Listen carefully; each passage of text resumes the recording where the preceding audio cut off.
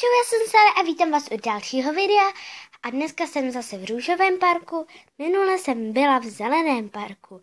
Tak a dneska tu mám Saliny otázky, jak jste si určitě přečetli. No, jsou jenom 4, takže to bude takový kratší video.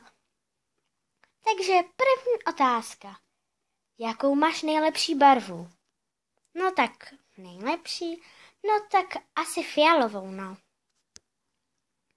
Druhá otázka. Kolik máš roků? Teď mi bude 11 tenhle rok.